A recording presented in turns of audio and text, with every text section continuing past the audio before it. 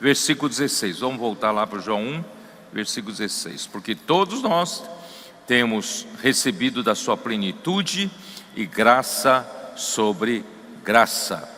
Então, conforme a revelação do livro de Efésios que nós explicamos bem ontem, a graça chegou até nós, irmãos, como um rio, por meio da palavra, fluindo com o próprio Deus e com todas as suas riquezas em Cristo, visando nos encher com a própria substância de Deus, como a nossa realidade. Ele precisa nos encher até a plenitude de Deus. Efésios 3, 17 a 19. Aí o versículo, voltando ao versículo 17, João 1 diz: porque a lei foi dada por intermédio de Moisés, a graça e a verdade vieram por meio de Jesus Cristo. Moisés foi um grande servo usado no Antigo Testamento para Deus poder falar como o profeta para o seu povo de Israel e para introduzir a lei. E a lei foi dado para o povo de Israel para servir de aio, para conduzir o povo do Antigo Testamento para Cristo. Gálatas 3. Dê uma olhada nesse versículo. Gálatas 3.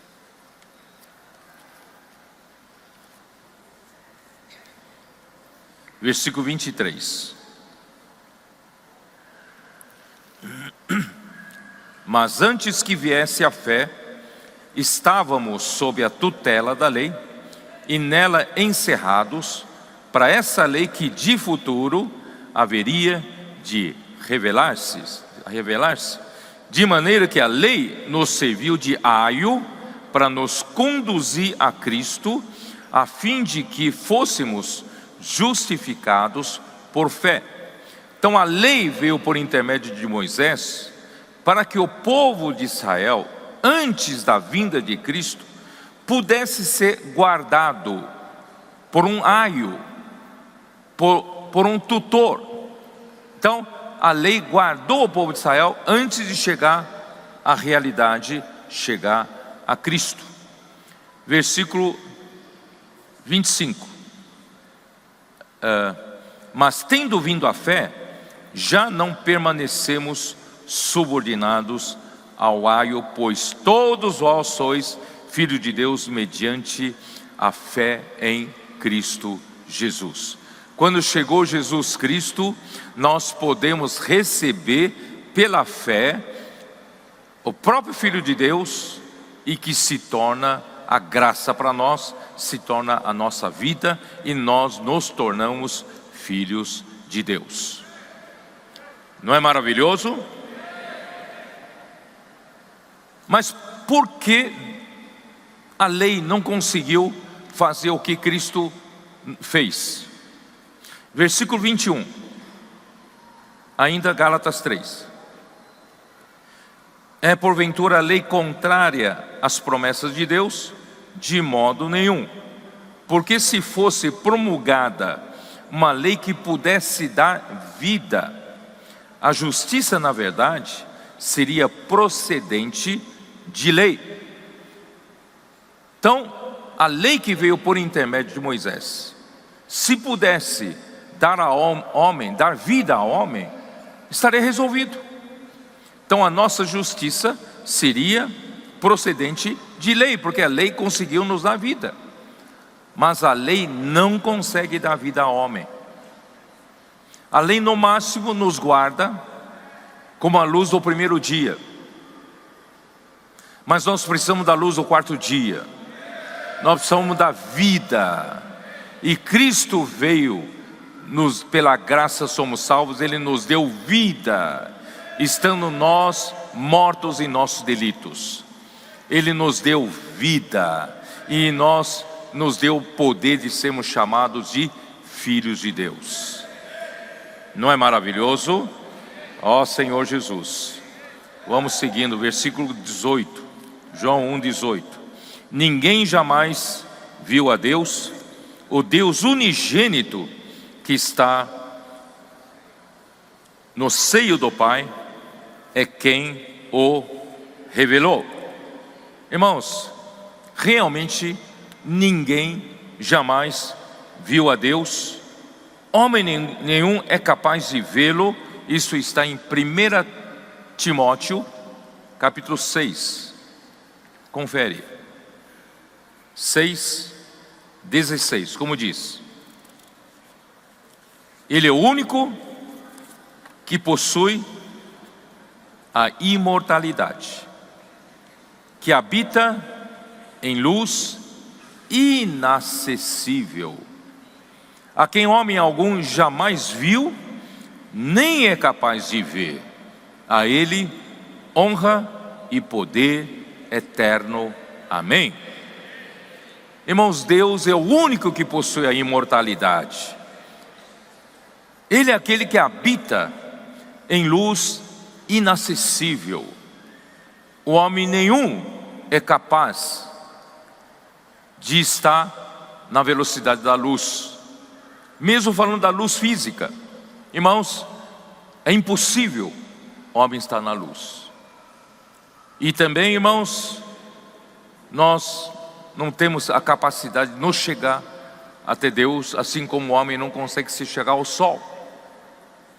Mas graças a Deus, irmãos, Cristo é o resplendor da glória e trouxe Deus, que o homem nenhum é capaz de ver, de se chegar, trouxe Deus até nós.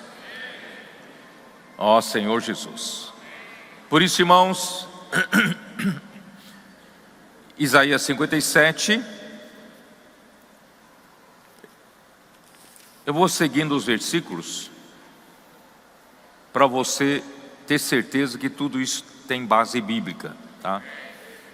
Isaías 57, versículo 15: Porque assim diz o alto, o sublime, que habita a eternidade, o qual tem o nome de santo, habito no alto e santo lugar, mas habito também com o contrito e abatido de espírito, para vivificar o espírito dos abatidos e vivificar o coração dos contritos. Olha só, esse Deus que habita na eternidade, esse Deus que habita na luz inacessível ao homem, o homem nenhum é capaz de vê-lo, mas esse Deus, Ele habita simultaneamente, irmãos, em aquele que é contrito e abatido de espírito. Ele quer vivificar o espírito dos abatidos e vivificar o coração dos contritos.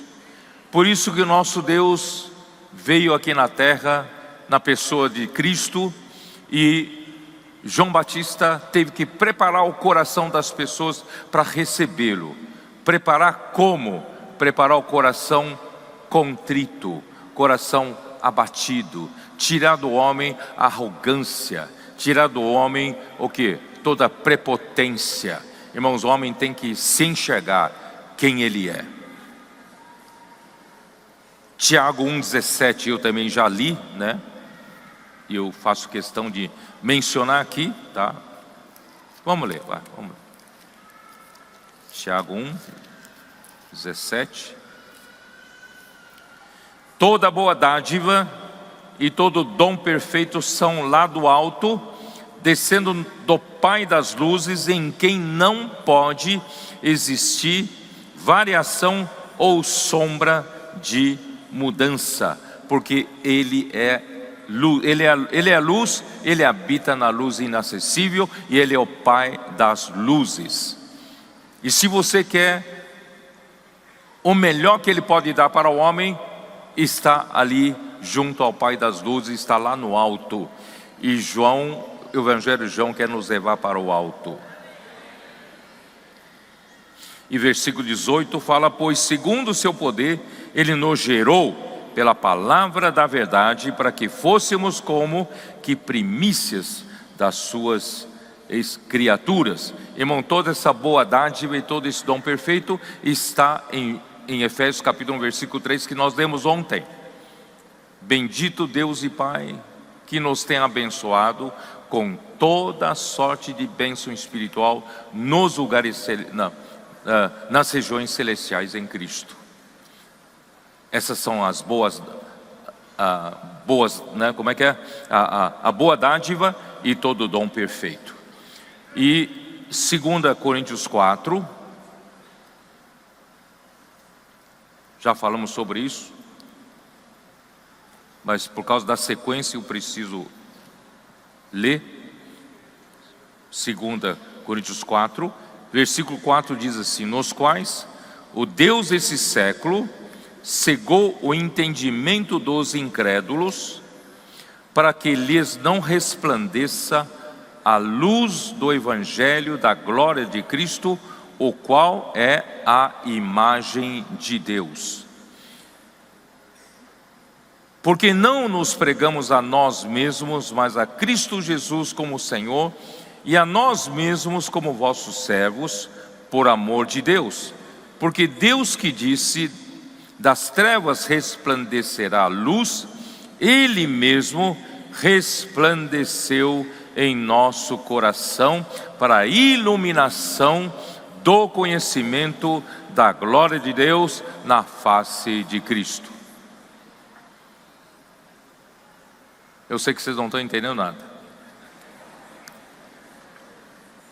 Eu só quero mostrar para vocês, irmãos, nós não podemos nos chegar até Deus, que Ele habita na luz inacessível, e o homem algum jamais viu.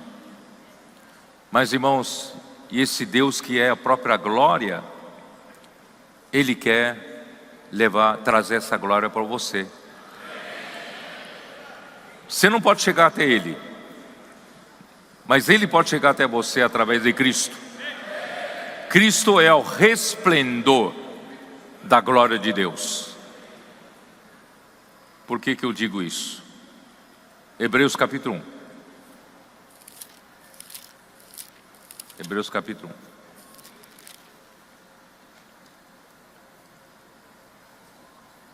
Versículo 3. Ele, que é o resplendor da glória. Ele quem? Ele é Cristo. Você não consegue ir diretamente na glória, mas Cristo é o resplendor da glória. Cristo trouxe a glória até você. Ele é a expressão exata do seu ser. Que é a expressão exata do seu ser? A expressão exata aqui é caractere. Caractere. Do seu ser, ser aqui é hipóstase, que é a substância de Deus, o próprio ser de Deus, a própria essência de Deus. Então Cristo é o quê? É aquele caractere que veio até o coração do homem para gravar no coração do homem a substância de Deus, a essência de Deus, o próprio Deus em você. Você não pode ver Deus, você não pode chegar perto de Deus, mas Deus mandou Cristo. Cristo foi até você, veio até você como resplendor da glória. E Ele veio como um caractere. Ele veio para gravar Deus em você, gravar a essência de Deus, a substância de Deus no seu coração. Não é maravilhoso? Vamos continuar. Ele é o Filho, Ele era o Filho unigênito de Deus na eternidade. Ele já existia, Ele é o Filho único de Deus, como Deus. Mas um dia, por nossa causa, Ele se fez um homem. Ele veio ser homem, viveu aqui na terra como um homem, não foi bem recebido, mas Ele tomou a carne humana na sua encarnação, viver humano, viver perfeito, o único homem que conseguiu viver uma vida perfeita humana, e morreu para fazer a vontade do Pai, para nos resgatar, fazer a nossa eterna redenção. E Deus o ressuscitou, e quando Deus o ressuscitou, Deus o gerou como homem, um filho primogênito. Ele, na eternidade, ele era o filho unigênito como Deus, mas agora como homem, na sua ressurreição, Deus o glorificou e Deus o colocou para dentro dele. Ele foi gerado filho primogênito de Deus.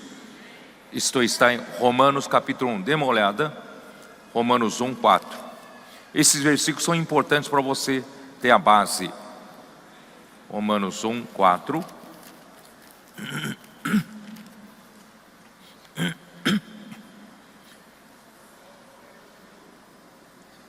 Versículo 3 diz assim: com respeito a seu filho, o qual segundo a carne veio da descendência de Davi e foi designado filho de Deus com poder, segundo o Espírito de santidade, pela ressurreição dos mortos, a saber, Jesus Cristo nosso Senhor.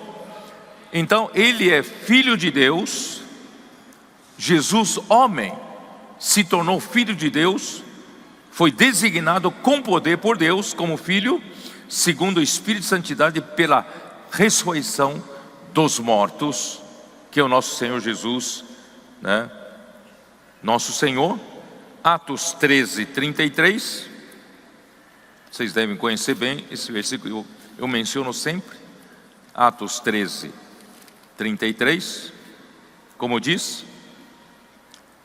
como Deus a cumpriu plenamente a nós, seus filhos, ressuscitando a Jesus,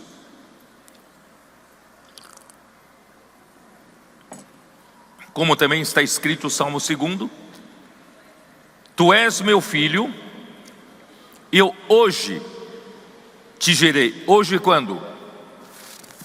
No dia da ressurreição.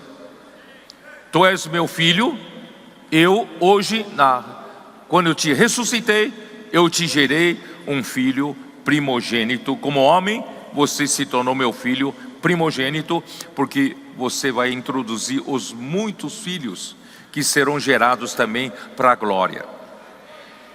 Hebreus 1, versículos 5 e 6.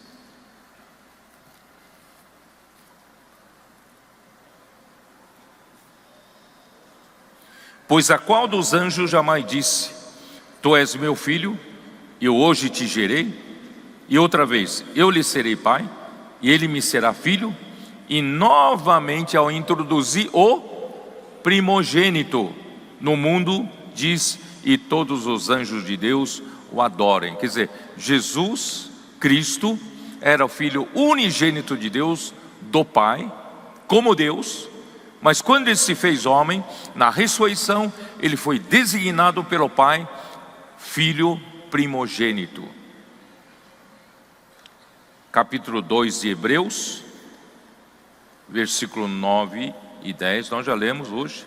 Vemos todavia aquele que por um pouco, tendo sido feito menor que os anjos, Jesus, por causa do sofrimento da morte, foi coroado de glória e de honra, para que pela graça de Deus provasse a morte por todo homem, porque convinha que aquele por cuja causa e por quem todas as coisas existem, conduzindo muitos filhos, ele é o primogênito, visa conduzir os muitos filhos à glória, aperfeiçoar-se por meio de sofrimentos, o autor da salvação deles. Por isso, pois, tanto o que santifica como os que são santificados, todos vêm de um só. Por isso é que ele não se envergonha de lhes chamar irmãos. Hoje nosso Senhor Jesus Cristo nos chama de irmãos. Ele é o nosso irmão mais velho, é o filho primogênito de Deus, e nós somos os muitos filhos gerados pela sua ressurreição.